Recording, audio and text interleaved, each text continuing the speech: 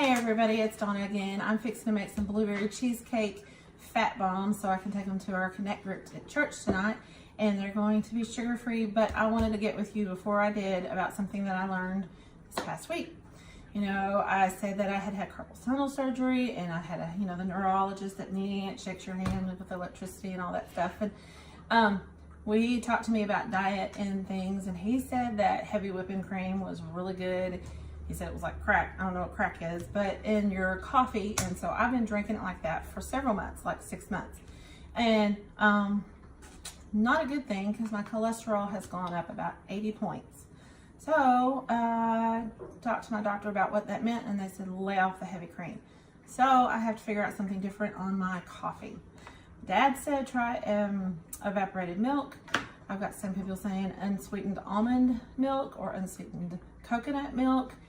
The almond milk, though, is very thin, so I don't know about that. I've bought some of the Nestle unsweetened creamer. That's the creme brulee flavor, and maybe that'll taste good. I'm not sure. I had some today, and it was a little funky, but I think I used too much. So I'll have to experiment with that, but maybe not put heavy cream in your coffee because it'll make your cholesterol and lipids go up. So you have to be very careful on that. So anyway, I am making a double recipe because it's for a Connect group at church, and I have two 8-ounce packages of cream cheese I stuck in the microwave because it's last minute kind of thing. I was going to make a cheesecake and forgot, and it doesn't have time to cool. So there's the cream cheese. I stuck it in the microwave to make it soft. I have 3 cups of blueberries. So the recipe is 1.5 cups. I'm going to need 2 tablespoons of vanilla and 2 to 4 for one recipe. So probably 5 to 6-ish tablespoons of stevia and 2 regular ones of these for one recipe. So 4 of coconut oil, and I'm going to put it all in here, blend it up, and then I'm going to put it in my little muffin tins and stick it in the freezer until about 4:30 before we leave, and then I'll take it out, and then that's what we'll have. So here we go. I also wanted to talk to you about another thing that I did the other day that I didn't have a chance to make for you. It was one of those, I had it all set up. I'm going to pull this way. I had it all set up, ready to make, and you know, sometimes you get in a little argument with something. Oh, it's on my chair. A little argument, and I was in a not very good mood. I'm going to cook in like this, and you don't want to see me looking like that, so I didn't do it. But I made the fried rice with chicken and cabbage and carrots and little mini bell peppers all mixed up with teriyaki and some soy, and I stir fried all that. Of course, I used my pressure cooker for my chicken, and then for the fried rice part, I substituted riced cauliflower. I wasn't quite sure how that was. I'm dripping it. I wasn't quite sure how that was going to work, if it was going to taste good or not.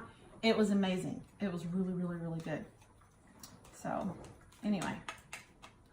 Do any of my children sitting around right now have any questions that you could holler out politely since you're on video about what I'm doing or cooking or something that has been your favorite that I could talk about?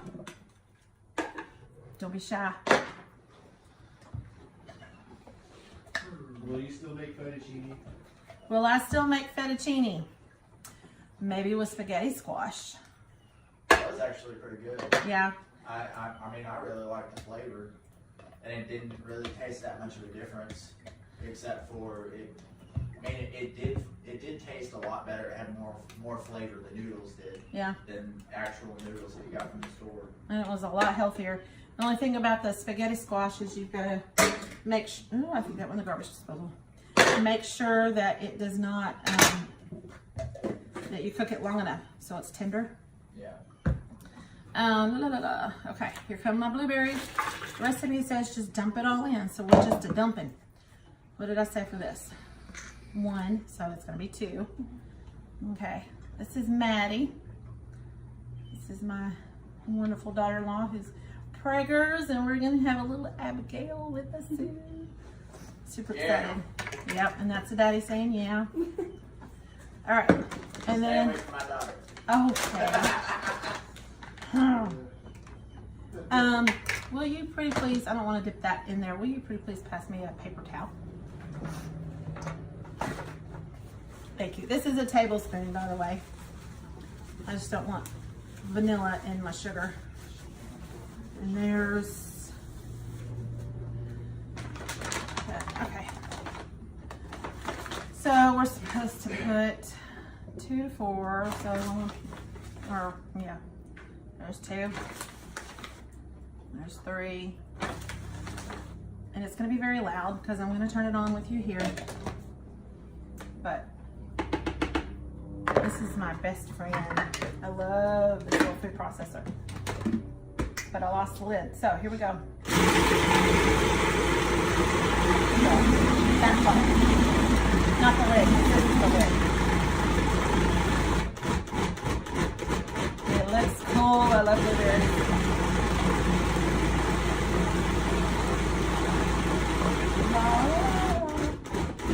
Alright, now I get to taste it. I'm going to use the thing with coconut oil that's already on it. Stir it around a little bit so I don't just have coconut oil. And then I won't stick it back in there. That's good. Want to taste it? No, am I saying for it? I'll just swipe some off. Nice.